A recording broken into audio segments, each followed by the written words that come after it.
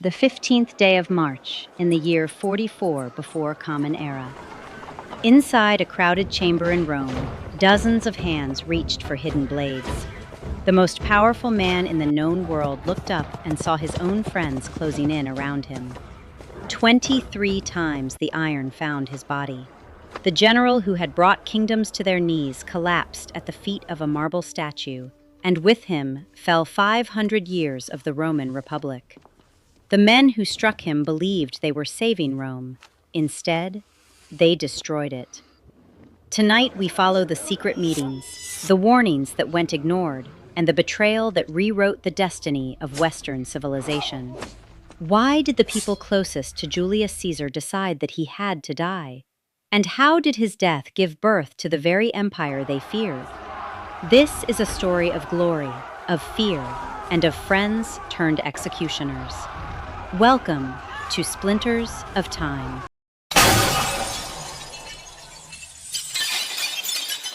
On January 10th, 49 before Common Era, Gaius Julius Caesar crossed the Rubicon River with his 13th legion. Centuries later, the historian Suetonius would write that, as he crossed the river, Caesar said in Latin, "Alea iacta est." The die is cast. The arrow has left the bow. The point of no return has been passed.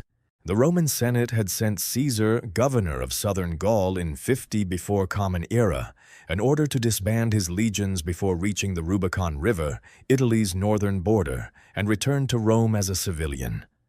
According to the Republic's imperium law, legion commanders were required to disband their armies before crossing the Rubicon. But Caesar knew this was a political game. His political rival Pompey was preparing to accuse him of disobedience and treason. Moreover, entering Rome stripped of his authority would make it extremely easy for him to be tried and perhaps even executed. Therefore, Caesar decided to cross the Rubicon at the head of his army and march toward Rome. This decision inevitably plunged Rome into an endless period of bloody civil wars. The Republic's military actors began to take on political roles one by one.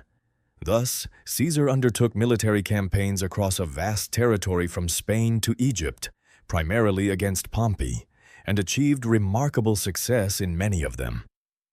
Finally, in early 44 before Common Era, with the confidence of having defeated all his rivals, he returned to Rome and declared himself Dictator Perpetuus, dictator for life.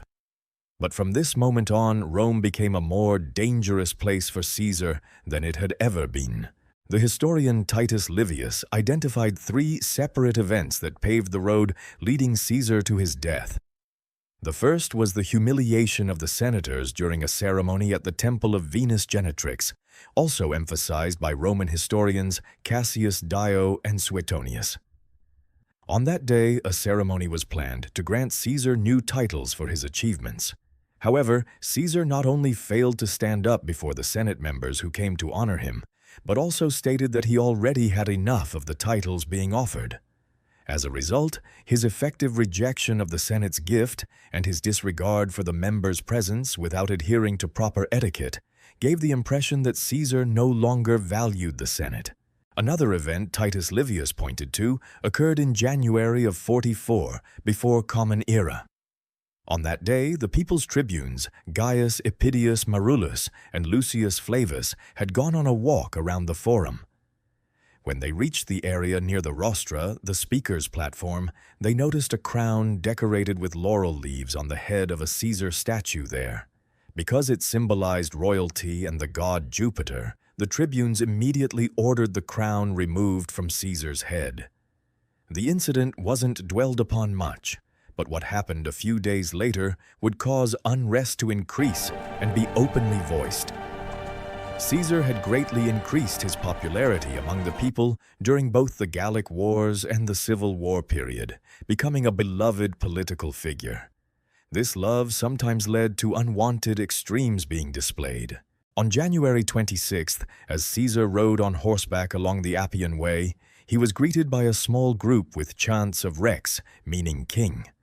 Upon this, the tribunes Marullus and Flavus ordered their arrest, and Caesar, a few days later in the Senate, ensured Marulus and Flavus were removed from their positions on the grounds that they opposed him. This excessive attack on the people's tribunes ultimately caused Caesar to lose power in the Senate.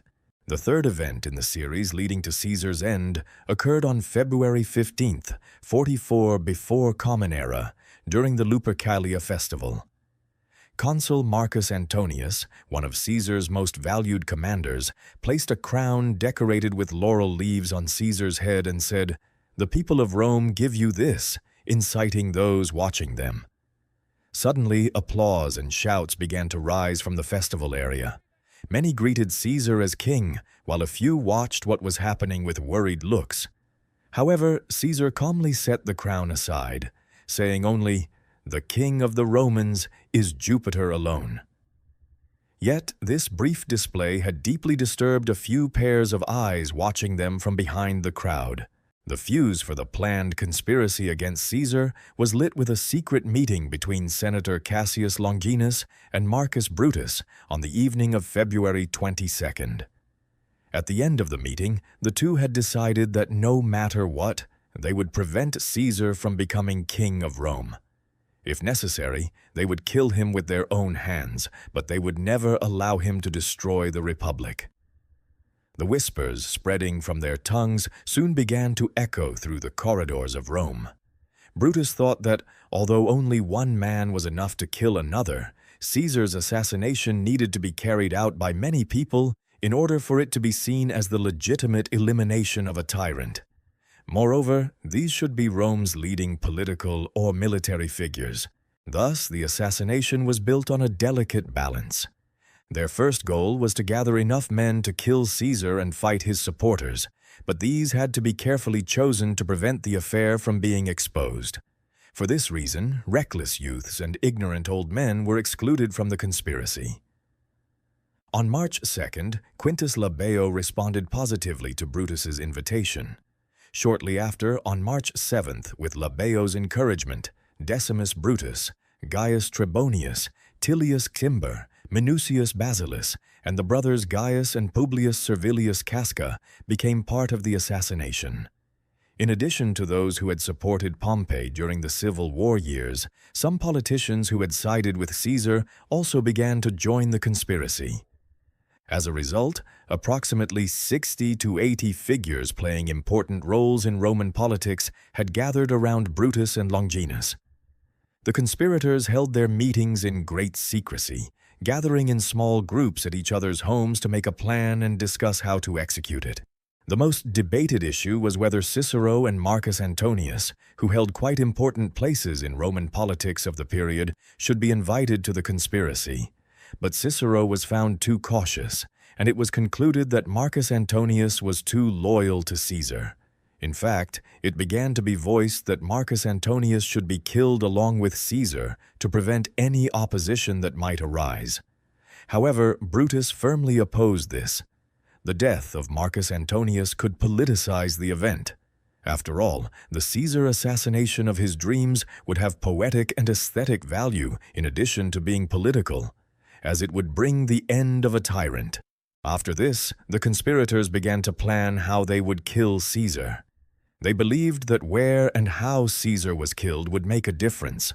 An assassination arranged in a secluded place would be far less effective than an assassination arranged in the heart of Rome, in everyone's sight. One group favored killing Caesar while walking on the Via Sacra, the sacred way. In contrast, the day the consular elections would be held was also submitted to vote as a suitable option. However, the vast majority of senators favored Caesar being killed during one of the Senate meetings. The most important reason for this was that only senators could enter the Senate building. Caesar's personal guards had to wait outside the building. Thus, killing him would be easier. Some of them also thought that the killing of a tyrant in the sight of the Senate would be seen as a noble act done for their country, not as a political conspiracy. Thus, all the necessary preparations for the plan were made. Caesar planned to leave Rome on March 18th for a military campaign to the east. For this reason, the date of the assassination was set as March 15th, 44 before Common Era. This date was the day the last Senate meeting to be held just before Caesar's Eastern campaign would take place. When that day came, the senators gathered at the Theater of Pompey because the Senate building in the Forum was under renovation. However, Caesar was late. Roman historians write that on the night of March 15th, his wife Calpurnia had a nightmare and, thinking he would be killed, did not allow her husband to go to the Senate meeting, which is why Caesar was delayed. According to different accounts, Calpurnia had seen her husband's death in various forms in her dream that night. Her likely source of inspiration was the words of the soothsayer Spurinna, who had informed her husband that he was in danger until the 15th of March. In addition to this worrying situation, Caesar, using the excuse that his health was not very good, consulted the senators' opinion on postponing the meeting.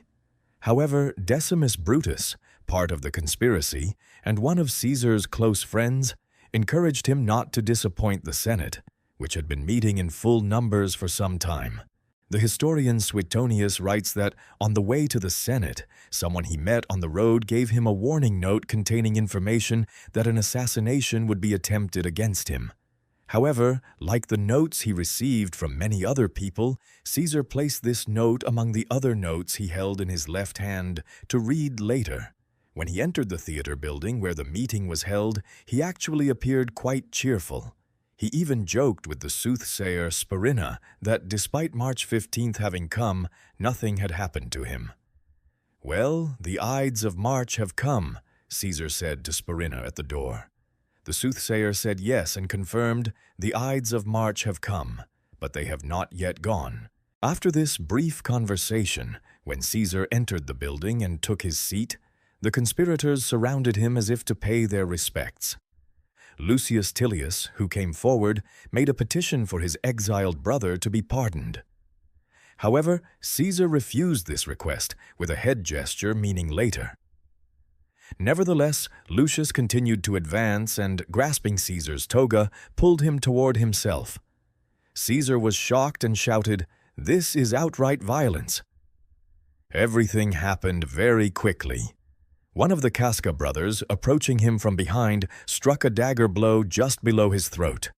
According to Plutarch, Caesar turned around and said, "Casca, you traitor, what are you doing?"